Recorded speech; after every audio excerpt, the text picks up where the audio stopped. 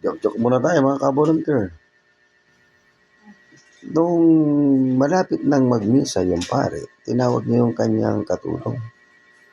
Sabi, Inday, pagkatapos kong magmisa ng alas 5, eksakto yan mga bago mag alas 6, magluto ka ng aalmosarin natin.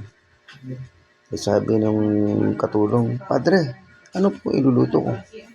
Magluto ka ng adobong manok. Nagparada na. Ang problema si Inday, hindi pa alam kung ano yung mga sangkap ng adobo. Ito ng siste.